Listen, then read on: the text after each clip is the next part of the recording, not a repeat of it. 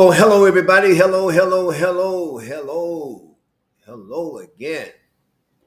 It's the day the Lord has made, and we will rejoice. We pray all is well this morning, and we'll give you an opportunity to come on in. But while we're waiting, I want to thank God for another day. It is a blessing to be able to talk, walk, breathe. There's a lot we can be thankful for. People ask me, how am I doing? Hey, listen, on the other side of not being in the hospital and not having an IV in my arm and not being in intensive care and all that stuff, man, I'm doing wonderful. Now, every day is not necessarily a great day because stuff happens, but nevertheless, I'm doing great because God is great in my life. That's a fact. All right. So let's get started. I know it's Friday. Some of you all are probably getting ready for the weekend, and perhaps you battled all week long to get to Friday. Hey, you made it. I actually went outside yesterday morning. I'm an early riser. About 4 in the morning, I just stood on the balcony, looked at the moon. It was still dark. And I said, God, thank you for another day.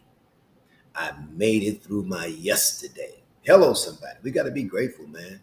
Even though it's a grind. It's a grind. But you got to be grateful. Stop, pause, and thank God for another day. Excuse me. So let's get started. Again, I'm hoping that this teaching, this empowerment on relationships and building relationships has been advantageous and helpful to you. Certainly, I'm a man of authority. I can talk about it. I can teach about it. I can share because I'm still working too. Let's be clear, but I do have a little bit I can offer. I didn't live this long and not have something to offer.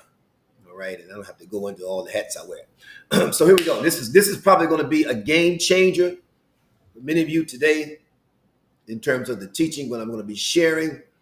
As I was preparing my notes, I'm pretty confident that it's going to be an eye opener and it's going to really challenge you to look at yourself and, of course, your relationship IQ. That's a good word. So we're talking about the path. Again, the general theme is the path to developing healthy relationships and talking about how to repair a relationship. Talked about trust the other day. So let's get started. So how to rebuild how to rebuild trust with someone who hurt you. So there are 4 steps to restore trust and repair a damaged relationship. Now you've figured out where you need to add these components to in your relationship matrix or you know whatever you want to call it. That's your call, but I'm gonna give you the principles. All right. So, and this is huge. Number one is talking about steps to restore trust and repair a damaged relationship. Number one, forgive yourself. Forgive yourself. It is not uncommon to blame yourself for certain things that happen in life, certain things that you perhaps had control over or didn't have control over. Forgive yourself. All right. An important part of forgiveness or the forgiveness process, once again, is forgiving yourself. Forgiving yourself. Listen to this. Self forgiveness requires self compassion and learning that even with your flaws and vulnerabilities, you still have tremendous self worth and deserve to be treated well. My Lord, I felt God with that. Self forgiveness requires, once again, I'm going to repeat it, self compassion and learning that even with your flaws and vulnerabilities, you still have tremendous self worth and deserve to be treated well. So I'm going to give you two of the 4 steps. All right. So I have something in my notes, and I say self forgiveness is self care. Listen, self forgiveness is self care. There it is, right there. When you forgive yourself, you're showing care for yourself. My God. You're saying to you that I care about me. Man, that's the word, man. Listen to this. It is important to know that the behavior of the other person was his or her choice and reflects who they are and not who you are.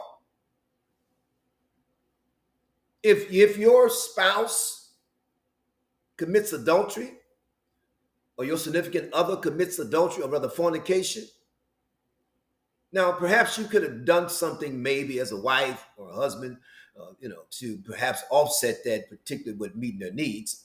But the fact of the matter is, if they choose to go outside of the marriage, listen to me. Listen to me.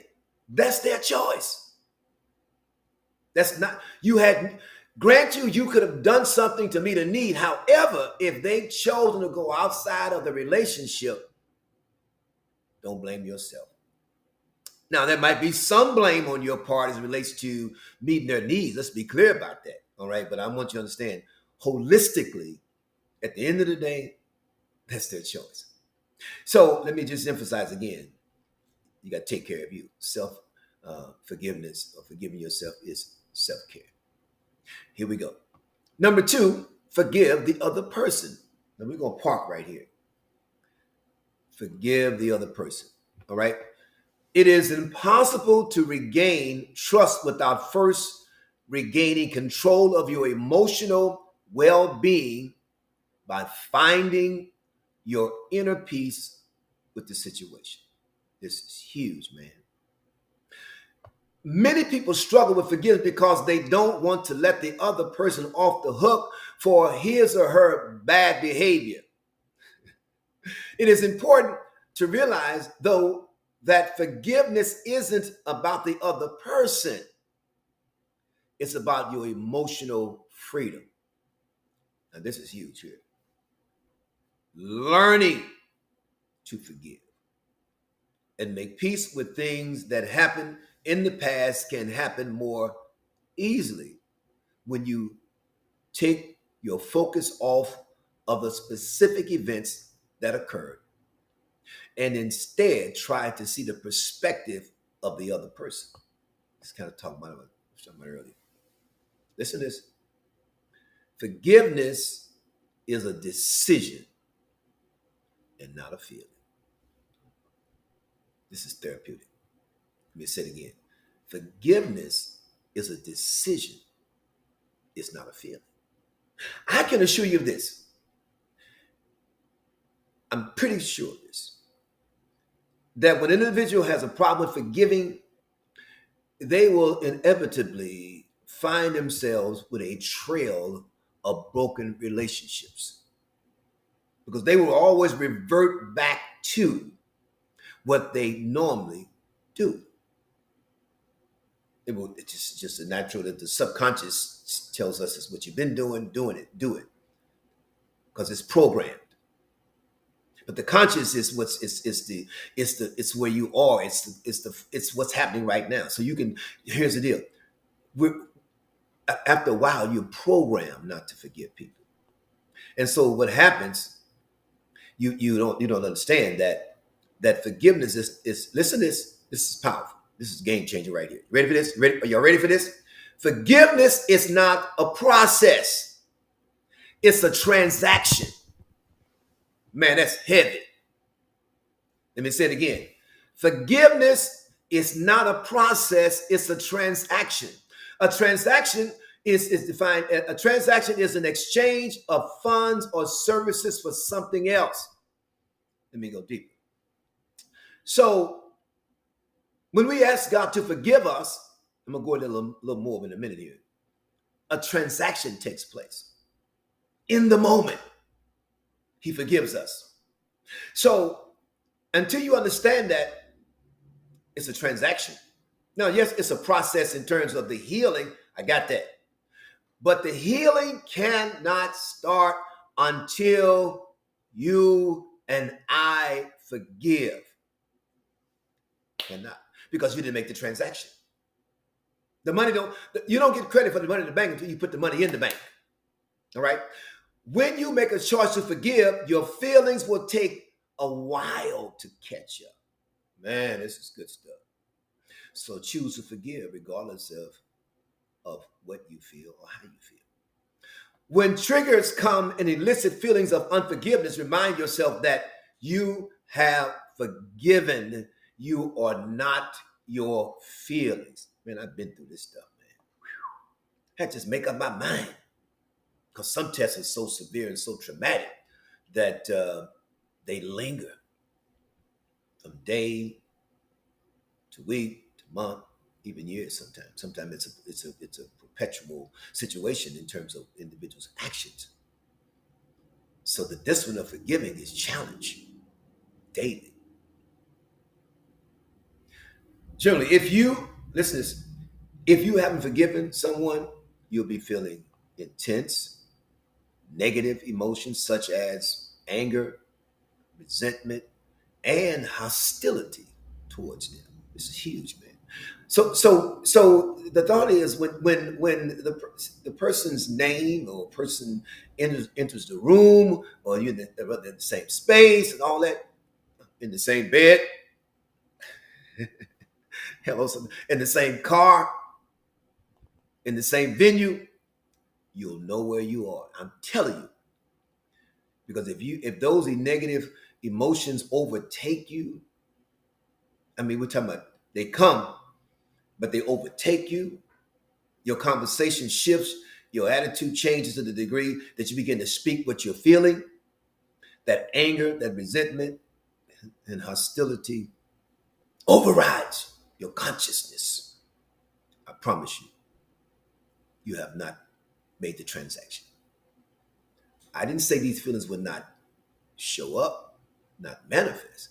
I'm saying to you that if your emotions in this instance here, begin to control how you interact with people, that person, whatever, it's a sure indicator that your emotions are ruling you and you have not made the transaction.